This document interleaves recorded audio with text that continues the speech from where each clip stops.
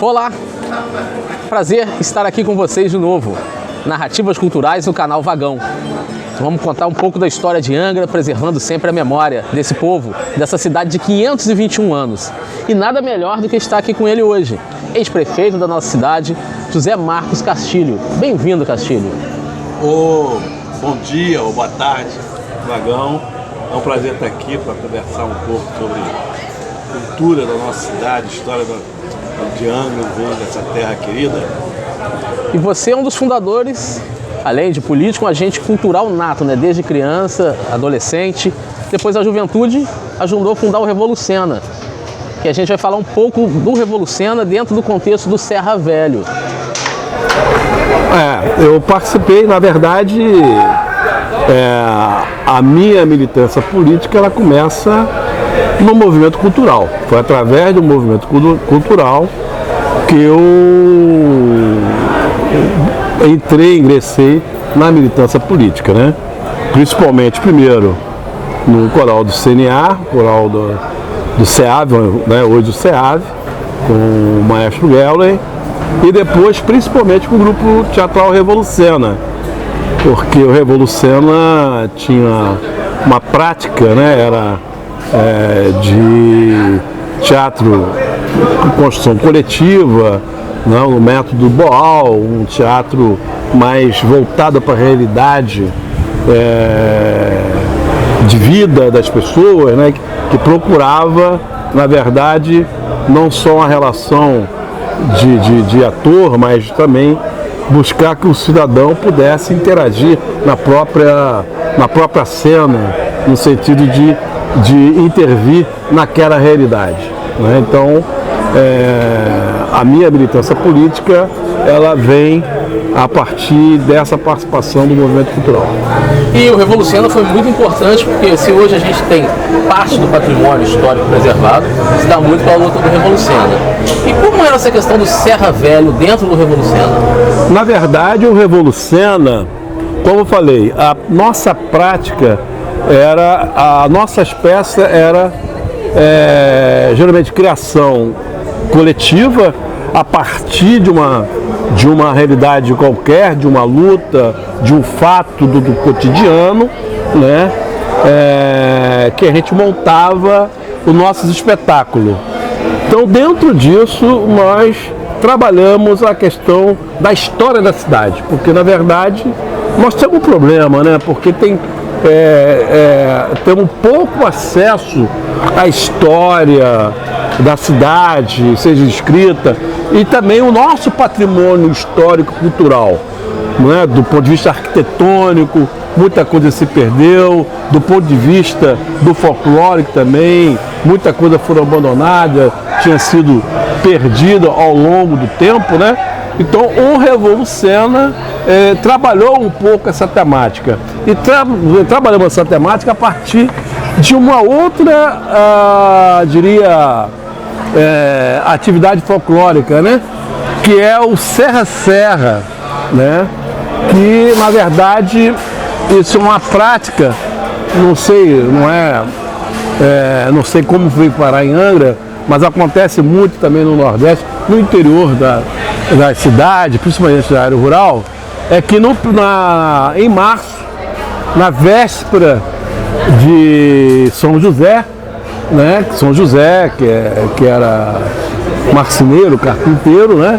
Você fazia uma brincadeira com os idosos, né? No sentido de que você fazia uma brincadeira para perturbar aqueles mais idosos. Você, nesse dia, na véspera, como São José era marceneiro, né, você ia anunciar para aquele idoso que a morte esperava, né? Era assim que fazia o Serra Velho. Escolhia os idosos e lá naquela madrugada de 18 para 19, iam na casa daquele idoso, batiam na porta e dizia, né, a pessoa perguntava, imagine, tarde da noite, quem era, quem está chamando, é a morte, né? E aí começava a fazer uma brincadeira no sentido de perturbar aquele idoso, né?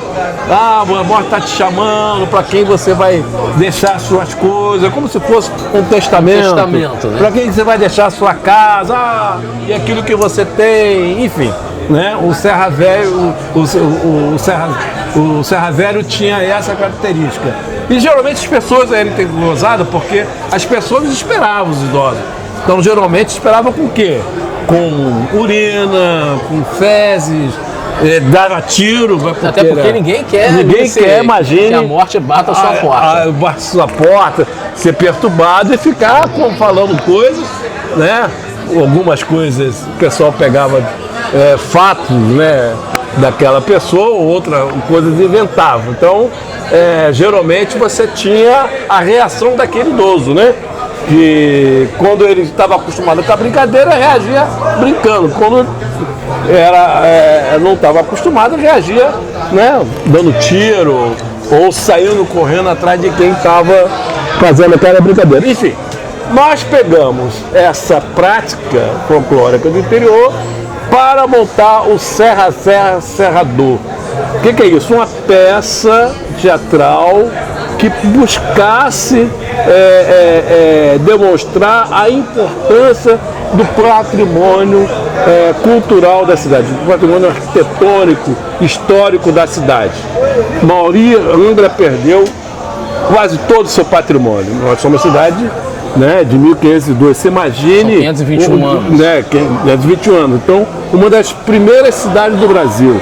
Tinha um conjunto arquitetônico muito rico, né? A Angra mais velha do que Paraty, tinha um acervo muito grande aqui, enfim. Tudo isso se perdeu. Foram, principalmente o patrimônio arquitetônico, começou a ser derrubado quando o governo central, o governo federal, começou a fazer o trabalho de levantar e tombar esses patrimônios, no sentido de preservar esse patrimônio. Então, na década de 40, quando nasce o Instituto Histórico Nacional e começa a ser feito esse trabalho em Angra e Paraty para tombamento desse patrimônio, os dois municípios, os dois prefeitos da época, se combinam de, olha, evitar que isso acontecesse, porque isso poderia, na cabeça deles, atrapalhar o desenvolvimento da cidade, poderia, né, atrapalhar os prédios antigos, que isso não seria bom para a cidade, e começa uma política de destruir esse patrimônio, né, incentivar a derrubada desse patrimônio. Para isso, muita coisa se perdeu. Parte do acervo sacro da cidade, que era aqui do convento, foi levado para a Ordem do Carmo, que aí lá da Lapa, que houve fogo, se perdeu parte desse patrimônio, enfim. Então, Serra, nós resolvemos fazer uma campanha para salvar o que restou de patrimônio histórico.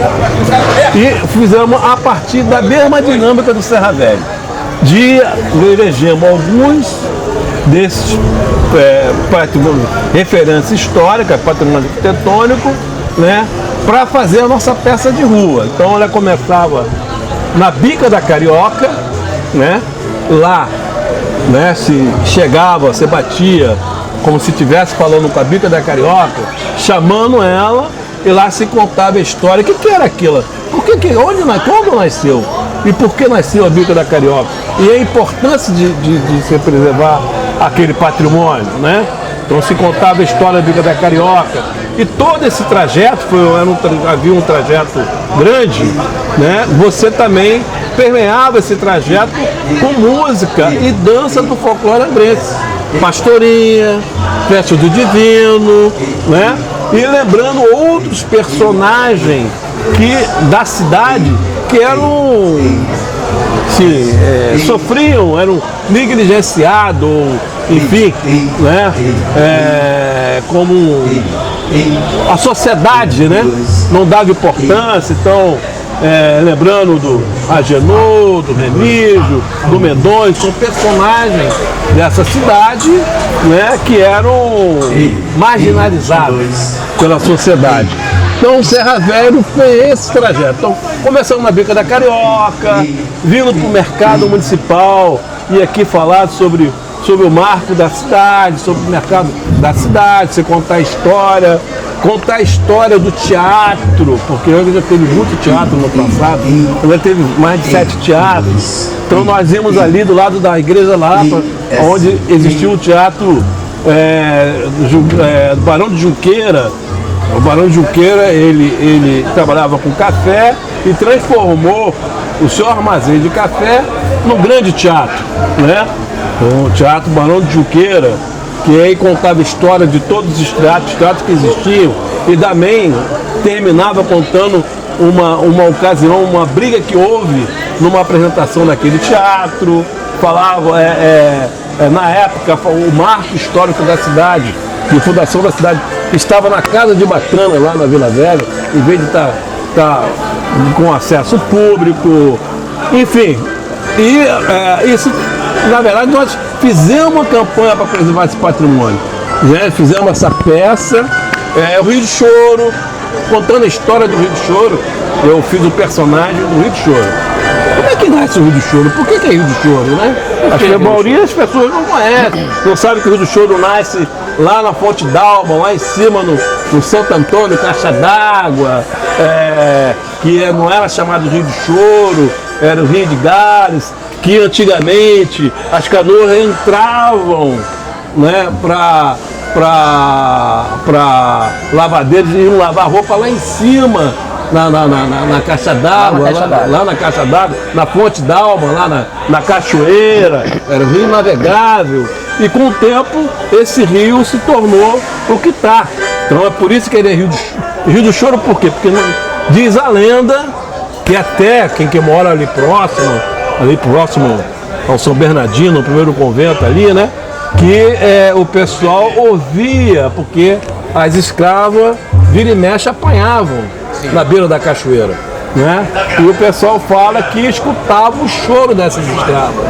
Então por isso que se passou a chamar Rio de Choro, lembrando o choro das escravas quando elas apanhavam, né? Recebiam chicotadas lá em cima, né? Então o Serra Velho fez esse trabalho, né? Muita gente não conhecia a história de cada patrimônio desse, como é que surgiu, como é que se perdeu, né? Lembrando também figuras importantes, Brasil dos Reis, os nossos poetas, Raul Pompeia, Lopes Trovão. Então a peça Serrador, ela colocou, quer dizer, aproveitou o folclore do Serra Velho e colocou ali vários elementos ligados à história cultural, ao patrimônio cultural da cidade. Seja o patrimônio arquitetônico, que foram a luta para tombamento desses prédios, Bica da Carioca, Mercado Municipal, Casa Laranjeira, Câmara de Vereadores, o prédio da Prefeitura, a Igreja do Bonfim, a Igreja de São José, no Bracuí, Freguesia de Santana, era Casa Raul Pompeia. Todo esse patrimônio estava desprotegido, né? E foram tombados a partir desse trabalho. Então, e também você lembrando as danças folclóricas, né? As festas tradicionais da cidade, Pastorinha, que já quase não existia mais, Folia de Reis, a própria festa de Divino, né? Tinha voltado, mas era ainda muito esporádica, na verdade. A última, naquele período, a última vez que tive festa de Divino foi em 74, alguma coisa assim. Não havia mais festa de Divino, né? Então, lembrando a festa de Divino, lembrando dos nossos poetas, enfim. Então, a peça, ela trouxe esses vários elementos ligados à cultura da cidade, e foi um sucesso, não só em relação ao público, mas sobretudo dos seus objetivos. Efetivamente, a partir dessa peça, o INEPAC, que é o Instituto Estadual do Patrimônio Histórico Arquitetônico do Estado do Rio de Janeiro, né?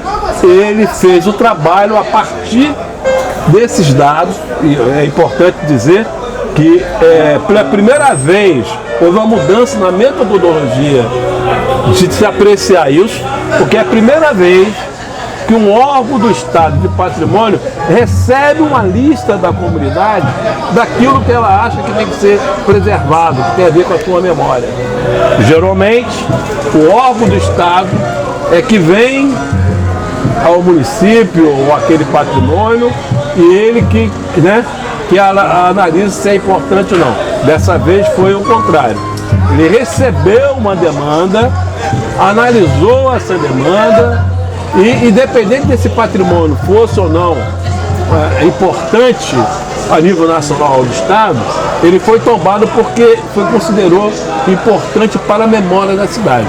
Então, efetivamente, foram um conjunto de prédios históricos tombados em função dessa peça. Isso foi interessante, foi uma luta importante, com resultado importante para a cidade. Se não fosse isso, hoje nós não teríamos a Casa de Cultura mais, né? Não teríamos vários outros prédios. O próprio Mercado do Peixe, Mercado do Peixe, que já traz um momento aqui. Né?